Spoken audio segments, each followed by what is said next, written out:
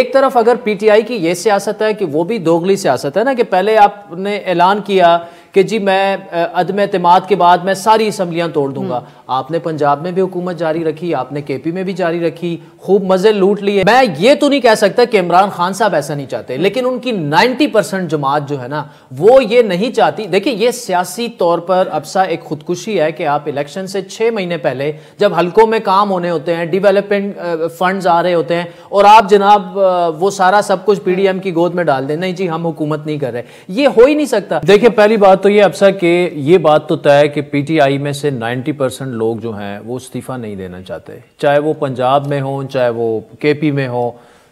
मैं नाम भी ले लेता हूँ, शाह महमूद और परवेज खटक साहब वो अगेंस्ट हैं इसके। ठीक है कि हम कौमी असम्बली तो छोड़ें, असम्बलियां तहलील करने के हक में भी नहीं है। जहां तक कौमी असम्बली की बात है तो देखें, अगर हम पीडीएम की गवर्नमेंट का रवैया देखें ना, तो मेरे ख्याल है जब से वो इख्तिदार में आए हैं ना, तो उनके जो जमहूरी रिवायात थी या इक़दार थी उनको वो हॉलीडे पे चली गई हैं। उसकी वजह यह है ना कि जब उन्होंने इस्तीफे दे दिए हैं, जब वो बार बार कह रहे हैं कि हमने दे दिए हैं, फिर आप उसमें से सिलेक्टिव 10-11 सीटें जो हैं मुंतखब करके वो मंजूर कर लेते हैं, उन पर इंतखाबात करवाते हैं, वो भी वो जीत जाते हैं। तो अगर वो खुद कह रहे हैं कि हमने इस्तीफे दे दिए हैं तो आप इस्तीफे मंजूर कर लें। देखिए फिर दूसरा मैं क्यों कहता हूं कि इनके रवैये ना उसमें गैर जमहूरी होने की झलक हमें क्यों नजर आती है। 31 दिसंबर को इस्लामाबाद में इंतखाबात होने हैं, आपने 3-4 दिन पहले अमेंडमेंट करके, यार वो तो आप लिटरली ये रिफ्लेक्ट करवा रहे हैं कि आप इलेक्शन से दूर भाग रहे हैं। मतलब देखिए जहां से भी रिजल्ट आएगा ना तो वहां से पब्लिक पल्स का तो अंदाजा होगा। लेकिन एक तरफ अगर पीटीआई की ये सियासत है कि वो भी दोगली सियासत है ना, कि पहले आपने ऐलान किया कि जी मैं अदम एतमाद के बाद मैं सारी असम्बलियां तोड़ दूंगा। आपने पंजाब में भी हुकूमत जारी रखी, आपने केपी में भी जारी रखी, खूब मजे लूट लिए। अभी भी आपने ऐलान कर दिया कि मैं डिसॉल्व करूंगा, लेकिन डिसॉल्व नहीं हो रहा। मतलब अगर चले पंजाब आप नहीं कर सकते तो आप केपी में क्या है, आज ऐलान करें, डिसॉल्व करें अपनी असेंबली।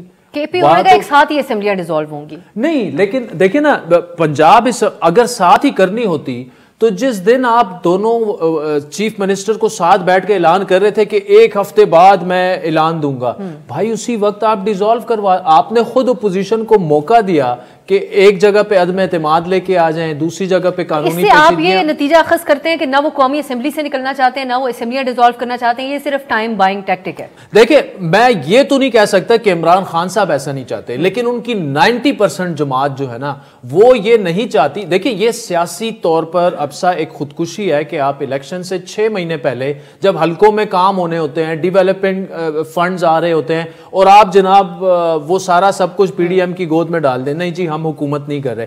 ये हो ही नहीं सकता। और अगर असेंबलीज डिसॉल्व हो भी जाएं, खान साहब असेंबलीज क्यों डिसॉल्व करवाना चाहते हैं अबसा? क्योंकि वो अर्ली इलेक्शंस चाहते हैं। ये मैं आपको लिख के देने को तैयार हूं, नो अर्ली इलेक्शंस। अगस्त सितंबर से पहले इमरान खान साहब अगर हालात बना देते हैं, नहीं बना ही नहीं सकते ना, उन्होंने कोशिश तो पूरी की है ना। अगर वो एजेके और जीबी भी साथ में डिसॉल्व कर दें, अर्ली इलेक्शन हुमायूं साहब का